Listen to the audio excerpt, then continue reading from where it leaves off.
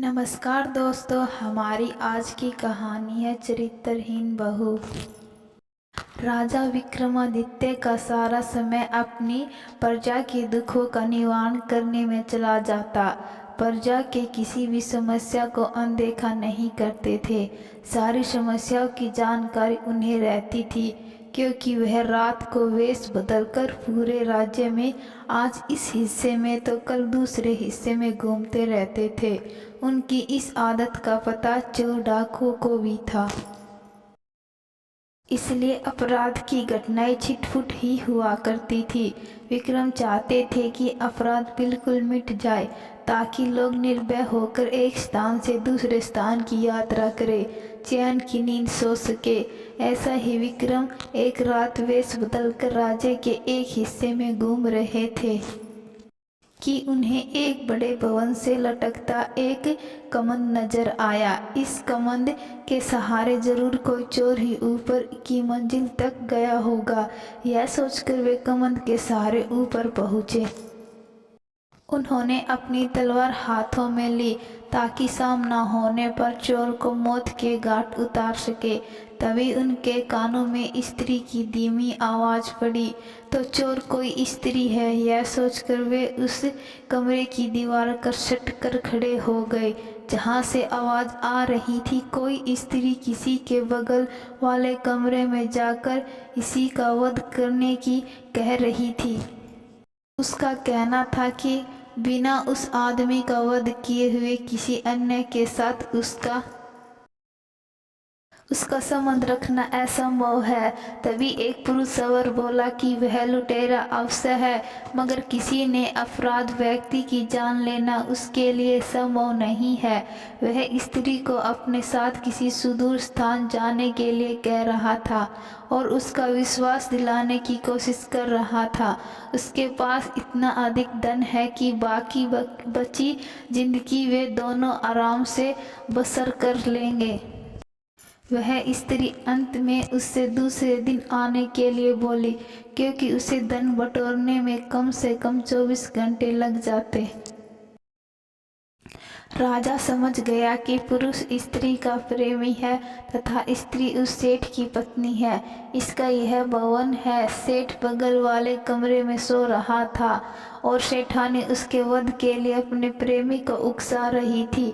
राजा कमंद पकड़कर नीचे आ गया और उस प्रेमी का इंतजार करने लगे। थोड़ी देर बाद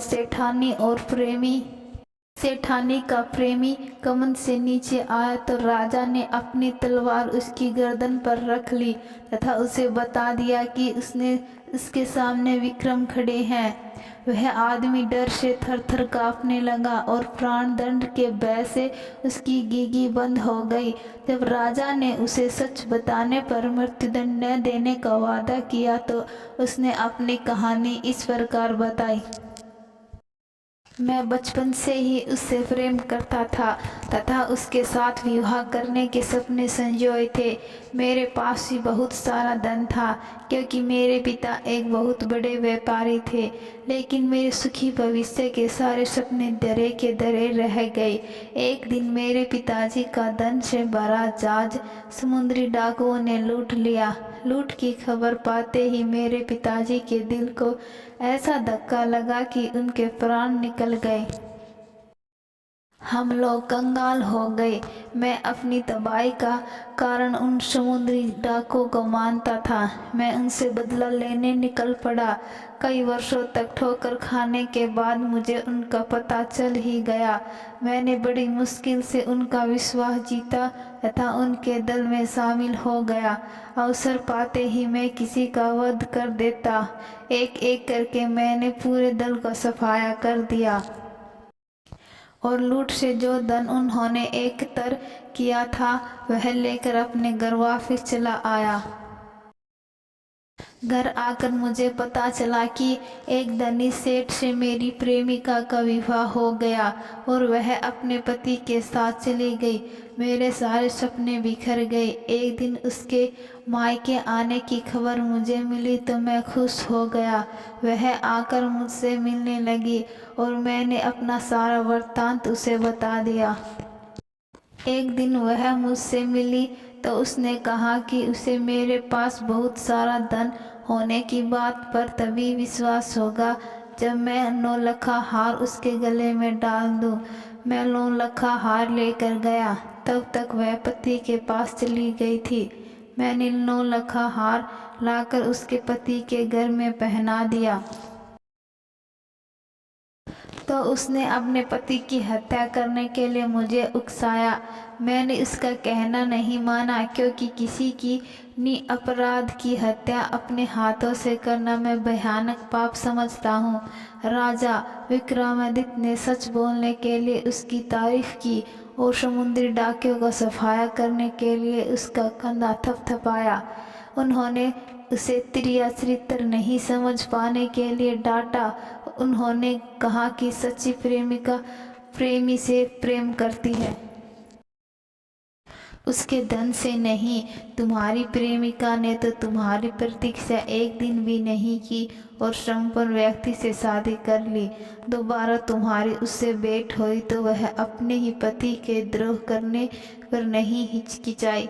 नौलखा हार प्राप्त करने के बाद भी उसका विश्वास उसके साथ चलने को तैयार है और तुम्हारे मना करने पर भी वह अपने निरपराध पति की हत्या करवाने को तैयार बैठी है। ऐसी निष्ठुर तथा चरित्रहीन स्त्री से प्रेम सिर्फ विनाश की ओर ले जाएगा। वह आदमी रोता हुआ राजा के चरणों में गिर पड़ा तथा अपना अपराध क्षमा करने के लिए प्रार्थना करने लगा। राजा ने मृत्युदंड के बदले उसे वीरता और सत्यवार्ता के लिए ढेरों पुरस्कार दिए। उस आदमी की आंखें खुल चुकी। दूसरे दिन रात को उस प्रेमी का वेश बदलकर कमंद के सहारे उसकी प्रेमिका के पास पहुँचे। उनके पहुँचते ही उस स्त्री ने स्वर्ण आभूषण की बड़ी थैली वे उन्हें अपना प्रेमी समझकर पकड़ा दी और बोले कि उसने विष खिलाकर सेठ को मार दिया और सारे स्वर्ण आभूषण हीरे जवाहरात चुनकर इस थैली में भर दिए हैं। जब राजा कुछ नहीं बोला तो उसे शक हुआ और उसने नकली दाढ़ी मूछ को नोच लिया। किसी अन्य पुरुष को पाकर चोर चोर चिल्लाने लगी तथा राजा को अपने पति का हत्यारा बताकर विलाप करने लगी। राजा के सिपाही और नगर कोतवाल नीचे ही छुपे हुए थे। वे दौड़कर आए और राजा के आदेश पर उसकी हत्यारी चरित्रहीन स्त्री को गिरफ्तार कर लिया। उस स्त्री को समझते देर नहीं लगी कि वेश बदलकर आए हुआ पुरुष खुद विक्रम थे। उसने झट से विष की शीशी निकाली और विषपान कर लिया। अगर दोस्तों आप इस चैनल पर नए हैं तो चैनल को सब्सक्राइब जरूर करिएगा। मैं आशा करती हूँ आपको यह कहानी पसंद आई है।